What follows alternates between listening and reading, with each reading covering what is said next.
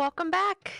It is the month of January, which means that it is time to reveal the January mystery block for the Kimberbell Digital Dealer exclusive mystery quilt for the year. And just as a little reminder, hopefully everyone got their cute as a bug blocks finished from last month. Remember, we had to stitch 2 of them. So this here is just another idea of what you could do with that particular block. All of the designs that are part of the mystery quilt can be used in other places. They don't have to be used with the particular quilt. So feel free to think outside of the box. This ladybug here has been stitched on the side of the faux leather foldable storage tote. Cute little background quilting design with ladybugs and then the ladybug on top of it. So, and if you are ready, you remember here was our hint for what the January block looks like. And ready for the reveal?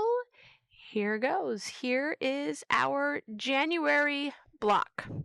We are going to be making 2 of these particular blocks this month.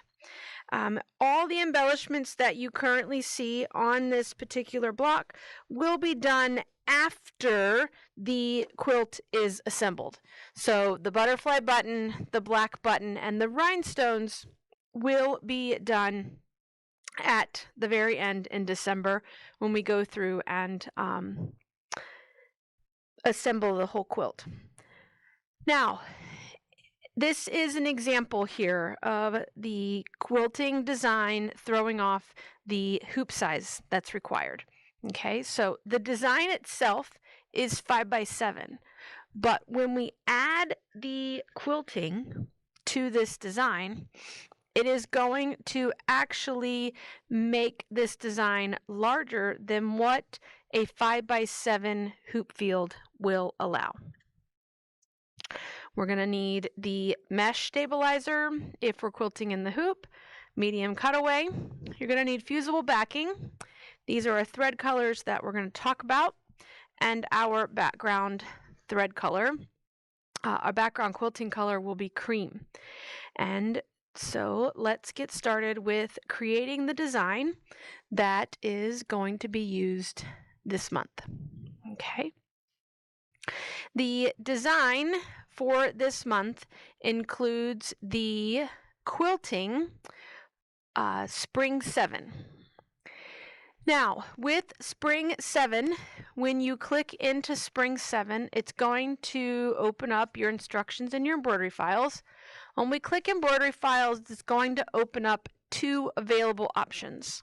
One is going to be block by block, and one is going to be clear blue tiles.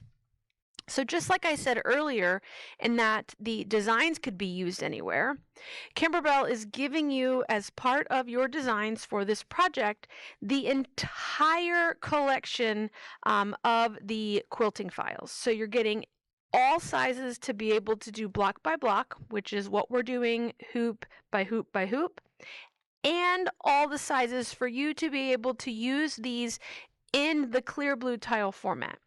And that clear blue tile format is if you were to take a completely finished project and want to quilt edge to edge on it, or quilt custom quilting in different areas.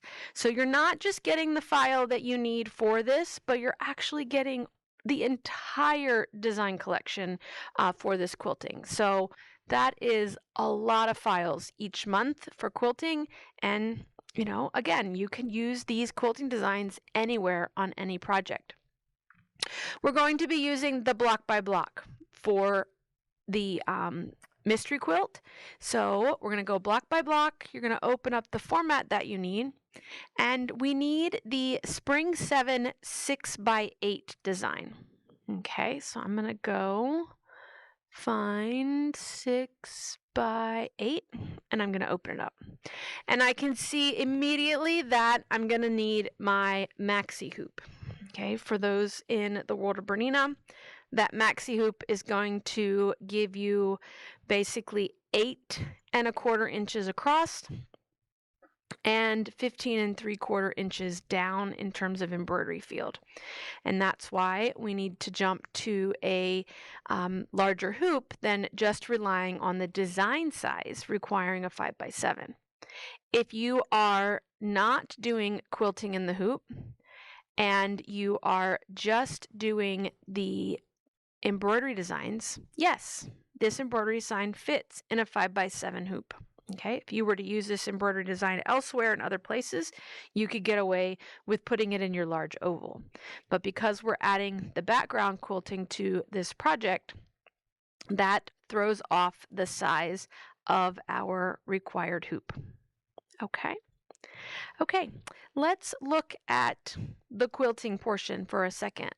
So this is where it tells us that we need the 6x8 design, but we need to note there is a exclamation point, some special instructions for this design, and it relates to alignment. And it's telling us that we need to align the block embroidery file up with the bottom of the quilt design.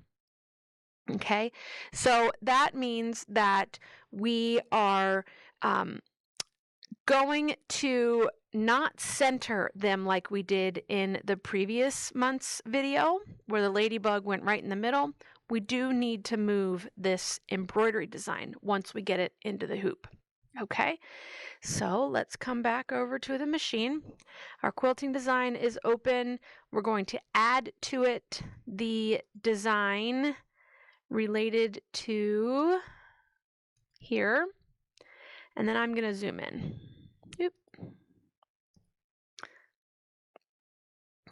And you can see here that this here is the bottom of the design of the embroidery design, and the bottom of our quilt design is down here at this pink line.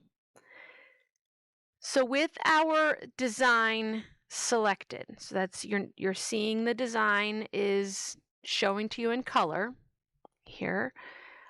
I am going to use my stitch length knob. I'm going to turn it counterclockwise until the bottom of this embroidery design is aligned with the bottom of the quilting design. Okay, so not the first box around the quilting, but the second box. And the reason for that is, again, remember, this is going to become our stitching line. And this will allow us, when we sew this together, to make sure that the bottom of our flowers are caught in the seam allowance. Okay, and they're not floating above the seam allowance per se. Okay, so that's the special alignment that we need to do in order to get this to come out correctly when we embroider it.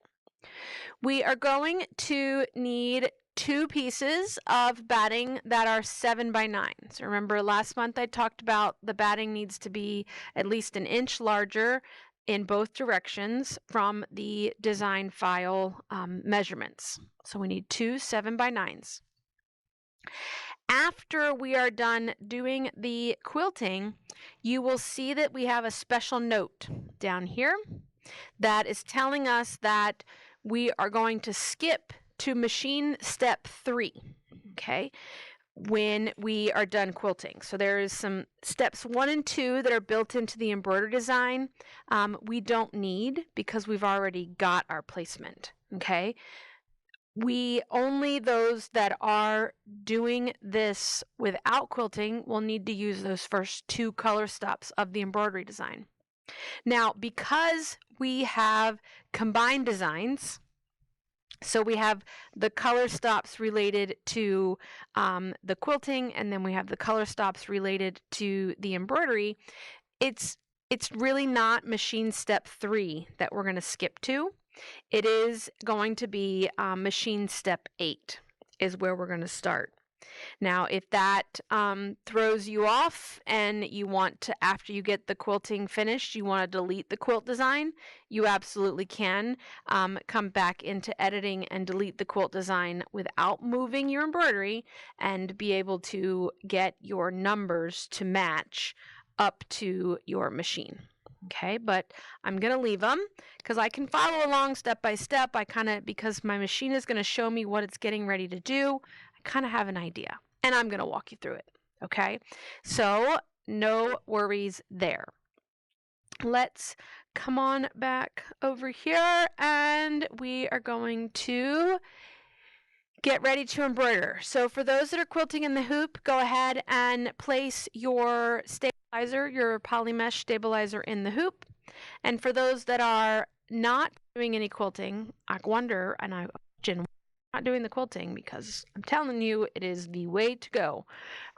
You're going to place the medium cutaway stabilizer in your hoop, and you're only hooping stabilizer, okay? Because you have placement lines that are going to be stitched into the stabilizer to show you where to put your background fabric so that you can get the placement correct. So again, the stems of your flowers are down low enough to be caught in the seam allowance so they're not floating above the seam. Okay, so you will put a color that you can see in your needle. You're going to stitch the first color stop that's going to stitch you a background placement line and a tick mark. You're basically going to fold your fabric in half height-wise, and you're going to line that up with the tick mark, and you want to be 1 inch below that line. So she shows you there at fold B, you're basically folding that fold 1 inch up, and then you're going to align fold B with the line and the center fold of the block with the tick mark. Okay. Once you get those lined up, you're going to unfold it, tape it in place, and you're going to run the background basting line, which is going to stitch your background fabric in place. Okay, and then that will be where we then start with the embroidery. Now you can go ahead and work on that, and then while you work on that, my quilters, we're going to work through quilting our project. However, pause for a moment. I have my January block here, bag. We need to put fusible woven or fusible lining on the wrong side of our background fabric. And she also suggests in here to put the fusible woven on the back of flower 1. I am also going to highly recommend that you put the fusible woven on the back side of all 3 fabrics, mostly to provide a color barrier so that the stripe doesn't shadow through these particular. This one's going to go down first and this one's going to go on top. And this is also going to help that color from wanting to kind of show through. Okay, so I highly recommend that we put fusible woven on the back of all of the fabric pieces for this block. Now I've picked out my thread colors, okay, from the list. Ultimately, we need a color that we use for top stitching on each of those background. We have a purple little berried flower. We need charcoal, and then we have 2 leaf colors. You'll notice that I am going to use 50, 833, and 352 are going to be my colors. But if you look at the instructions that the photographs that are in the instructions, you're going to see that this green is a little brighter. Okay, your choice. It's completely up to you as to what you want it to look like. And just so you can see, here is what 5833 and 352 look like together. Okay, just so you can see. If you wanted that to be a little bit of a brighter color, I could recommend 5822 or 5912. Okay, it's completely up to you, but I kind of like the muted color that 352 gives me in relation to the other colors that are used. Okay, all right. That's what your block is going to look like when we're finished. I'm going to go ahead and load my machine with the cream colored thread because, again, the first things that we're going to do for this project is quilt, and we're going to quilt that all in the cream.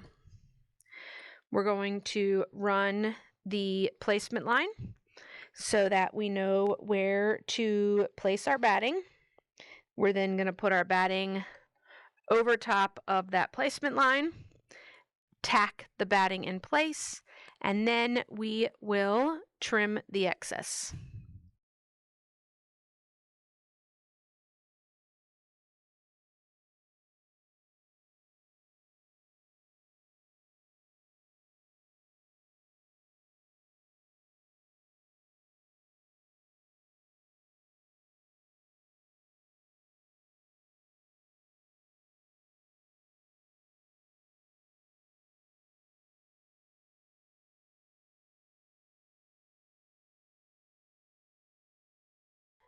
All right, that next color stop is going to be that fabric placement line. I am going to skip that color stop, and I'm going to move directly to the one that's going to tack this in place. This is that directional striped fabric, fabric 3. So the stripe should be running top to bottom in this block, which means that I kind of need to verify that I'm not putting this in crooked. So I am going to just kind of eyeball it. If you have your hoop template, you could drop your hoop template in here and verify that one of these lines kind of lines up with the line in your hoop template. I don't have a hoop template down here right at the moment, so I'm going to show you what I'm going to do. I'm going to just kind of eyeball this. I'm going to slow my machine down so that when it starts to come down this side of the hoop, I can watch to make sure that it stays in the same location in one of the stripes, and I can move my fabric to make it straight if it's not running straight at that time.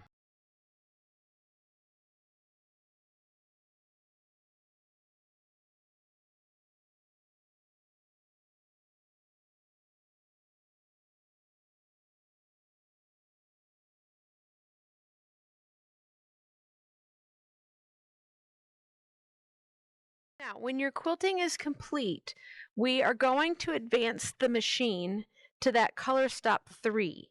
But if you've combined your quilting and your embroidery design together, you're going to be advancing to color stop 8. And you'll know then you're there is because if you watch your screen, the machine will be showing you exactly what color you're on. Okay, so for example, 1 second, let me get here. Okay, so here's our machine. So we just finished the quilt design. We were on color stop 5. We need to go to color stop 3, technically, or what would be color stop 8. And I'm just going to advance basically 2 color stops until I get to the one that is showing me the first big leaf here on the left. And then we are going to run the dark stems, and then we're going to embroider the light stems. Once your leaves are complete, we are going to change out to your purple, light purple. I'm going to use 3211 for this step, and we are going to stitch the little berry flower, or flower number 2, as she refers to it. Once flower number 2 is stitched, we're going to go back to the dark green. We're going to stitch the leaf detail, and then we are going to switch to our peach color, 1362, and we're going to work through appliquing the peach colored fabric. Now, once my purple flowers and my leaf detail are finished, I'm going to start appliquing the large flower, peach colored flower. So I'm going to go ahead and change out my upper thread to the peach color. We're going to run the placement line. We're then going to place our piece of fabric right side up, covering all of those lines. We're going to tack it in place, and then we're going to trim the excess fabric away. Now, because this area is much narrower here, it's hard for the applique scissors to get in, so I'm using just my double curve scissors here to get in as far down in as I can.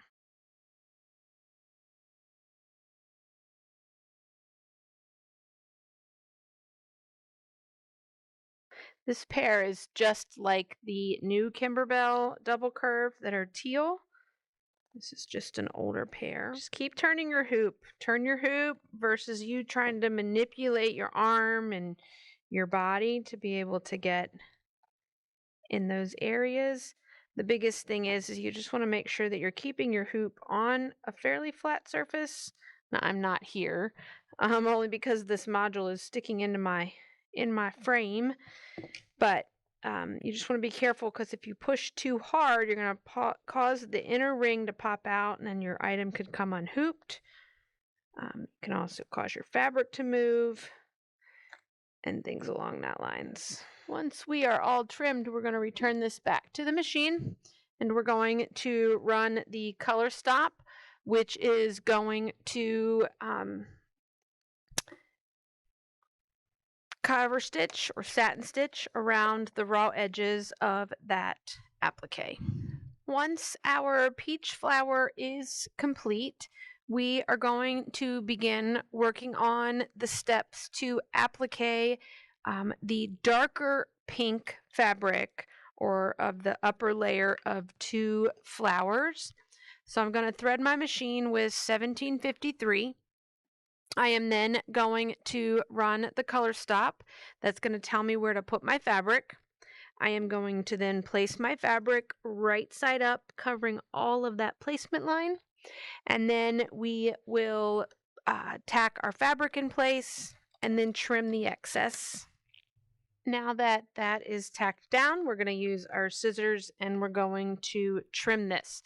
Now, you'll probably find it easier if you kind of cut this into 2 pieces versus trying to keep it whole. So I'm just going to take a pair of regular scissors and just going to cut up the middle so that I have 2 separate pieces for me to trim. There we are. We're going to return this to the machine. We are going to stitch the decorative stitch that is going to finish the outer edges in the same pink thread color. We're then going to change to the charcoal, and we're going to stitch the stamens of this flower, and then we're going to work on appliquing the remaining fabric square for the remaining portion of this particular flower. Now, one final thread color is going to be the lighter pink. So 2155 is the color that I believe I am using. Yes, 2155. We're going to run that same placement line. We're then going to place our fabric right side up, covering all of that placement line. Then we're going to tack our fabric down, trim, and then run the color stop. If you are not quilting in the hoop, you will need to then remove the basting box that is going around your design. If you are quilting in the hoop, you don't need to remove the basting box, and you can then take the design out of the hoop. Now that our design is complete, we can take it off the machine and remove the design from the hoop. We will then go over and we're going to trim. This design is going to get trimmed to 6.5 by 8.5. So we're going to use that 6.5 by 8.5 orange pop ruler. We want to make sure that the design is centered horizontally and the bottom of the stems are aligned with the inside of the ruler. Okay, the bottom of the stems are going to be sewn into the seam, and again, any buttons and embellishments will be added later. So the bottom of the stem needs to be sure to touch the bottom of a 6.5 by 8.5. So if you are not doing the quilting, you've removed that basting stitch and you're going to be centering this design in the center, okay? And you want to make sure that the bottom of the stems line up with the bottom of this inside of this ruler. With those that are quilting, we have that dashed line there that we can use. I'm going to pop the next bigger ruler on.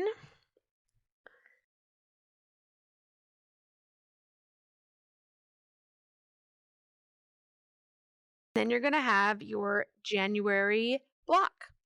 We're going to make 2 of these so that they measure 6.5 by 8.5, and then you can put them back in your bag, label them January. Go ahead and with them here, I would make sure that you just pop your January embellishments in the bag with them. That will be the black buttons for the center of our peach flower and the rhinestones that will go along the stamens in both blocks.